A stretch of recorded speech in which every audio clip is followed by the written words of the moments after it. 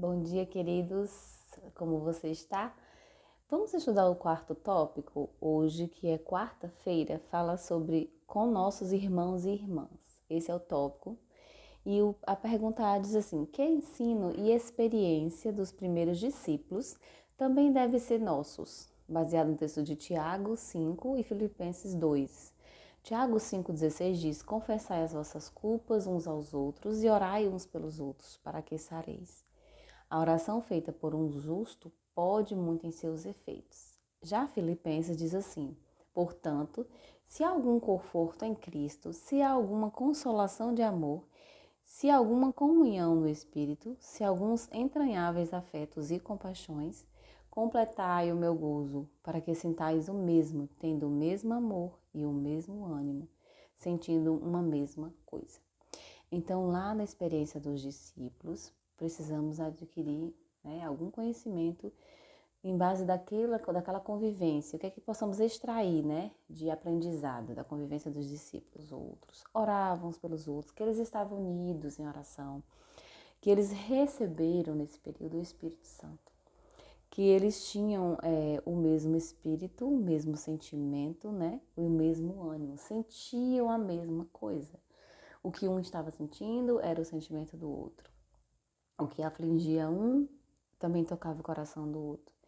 E eles oravam juntos. A nota diz assim: devemos orar com frequência. O derramamento do Espírito de Deus veio em resposta à oração fervorosa, lá no tempo dos discípulos, Os discípulos não estavam reunidos para relatar boatos de escândalo. Eles não procuravam ali estar expondo as faltas uns dos outros, Mas sim estavam em espírito de oração, de comunhão.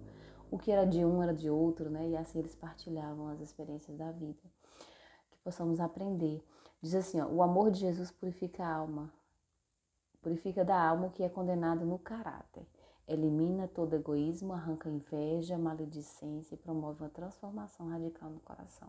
Então, se temos o amor de Jesus, vivemos em comunhão, uns com os outros. E temos o amor de Cristo, a inveja vai embora, a maledicência e outros males, A letra B diz assim: que fatores todos os mordomos cristãos devem ter em mente ao interagir com aqueles que dizem que amam, Que afirmam amar?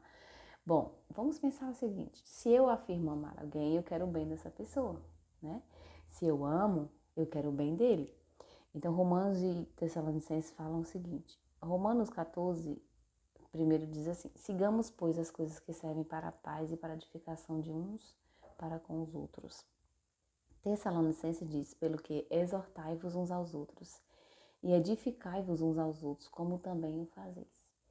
Esses textos nos chamam a atenção para alguma atitude correta, que é seguir a paz, edificar uns aos outros, nos aconselharmos, uns aos outros, exortando em amor, visando a edificação um do outro, a melhoria, Então precisamos chamar aquele que nós amamos e conversar com eles, exortar, conversar, olha, isso aqui é errado, precisamos melhorar nisso aqui, nós somos um povo, estamos nos preparando para encontrar com Jesus, somos uma família amada de Cristo e precisamos nos ajudar uns aos outros. Aqui diz assim, não permita que os assuntos comuns, baratos e terrenos absorvam a mente ao ponto de retirar dela a presença de Cristo. Cristo é quem comunica a vida da igreja e ajudamos quando trabalhamos em harmonia com o poder doador da vida, perdendo de vista o eu e procurando edificar uns aos outros na santíssima fé. Estamos cooperando com o trabalho de Cristo quando estamos ajudando uns aos outros. Agora tem um comportamento aqui que devemos parar com esse comportamento. É o comportamento de ter compaixão pelo pecado o tempo inteiro. Não, mas esse pecado aí dele, não vou alertar, não vou falar. Aqui diz assim, há uma compaixão pelo pecado e pelos pecadores que é perigosa para a prosperidade da igreja atualmente. Você deve ter amor. Essa é a queixa. No entanto, esse sentimento de que desculpa o erro e protege o culpado não é o amor bíblico. Então, quando nós amamos, não devemos proteger a culpa, o pecado, não devemos passar a mão em cima, devemos alertar com amor, convidar a pessoa a pensar e a refletir.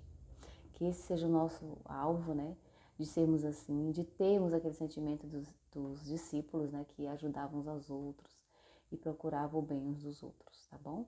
Que possamos crescer nesse sentimento, em nome de Jesus. E até amanhã, o próximo capítulo, o próximo tópico.